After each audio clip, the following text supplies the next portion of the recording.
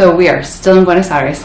We are on technically month 3, so it's the end of August. And on Tuesdays, we have a cleaning company that comes and cleans the apartment, which is awesome. I don't have to worry about deep cleaning, bathrooms, anything like that. However, they just come randomly, anytime between 10 and 6 on Tuesdays.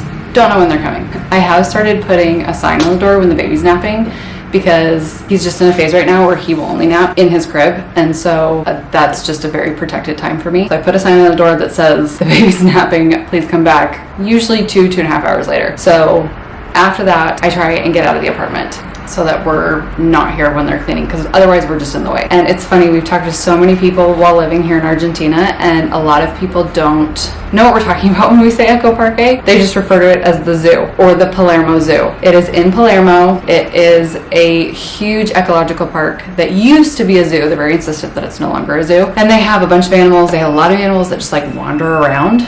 So you'll just see maras and peacocks and nutria wandering around, and there are elephants, there are hippos. It's very focused on like preserving these animals, finding animals that have been abused or abandoned and taking care of them. There are animals like there's a huge Andean condor that they have there that is massive, that they found. They thought it was like 60 years old when they found it, and that was a while ago. So it's a very old condor that they just can't release back into the wild anymore. So there's stuff like that, and then there's a huge playground for kids. It's nutria themed, so it's really fun. If you've seen it in my other videos on my other channels, I've done like a couple clips of it. Absolutely love this park. So come with us today after the baby's nap. We're gonna go hit up Ecoparque. And we're gonna take the train. Because we're taking the train, I have to take the smaller stroller. I love our Uppa Baby Vista. It's my favorite thing ever, but this stroller is a lot easier for me to carry up and down stairs. And not all of the train stations here have elevators or escalators. And even if they do, they don't always work. So this stroller is something we bought when we moved here that helps us in cases like this, especially when it's just me and my husband is not with us. So I had to get the kids all ready to go, got the baby up from his nap, got him all changed, have to take all of the supplies. So bottles, water, snacks, extra clothes, shoes, toys, things for us to do while we're waiting for the train, all the things. Get the baby settled in. He is so big for the stroller. We thought that we were going to be able to take the stroller home with us when we leave, and I don't think we are, because he is growing like a weed and there's just no stopping him. Of course, it takes 20 minutes to get out the door, even when I think I'm already ready. But we got in our elevator in our apartment building and we headed out, got to the train, and luckily both elevators at our train station were working, which they have not both been consistently working, which was rough. But took the train, got there, everything worked out. Wasn't too bad. This is the entrance. This is the front of the park in Palermo. It is absolutely gorgeous. The landscaping is absolutely stunning. I will say my camera work here is not great. I need to get a stabilizer for my camera. This is a Mara. It's like a smaller carpincho, which is a capybara in English.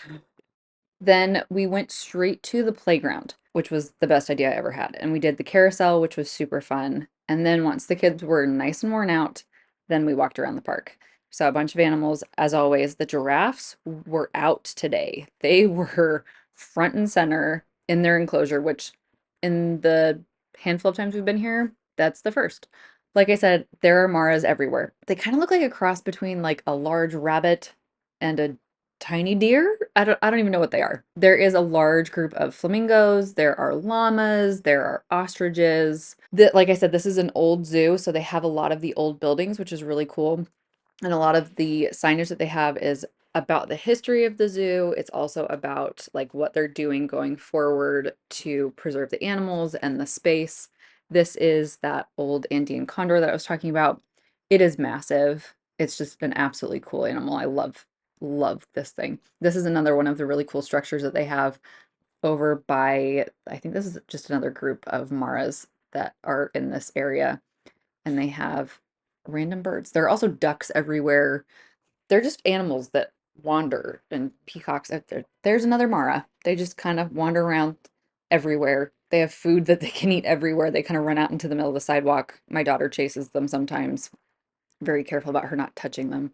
That's very important.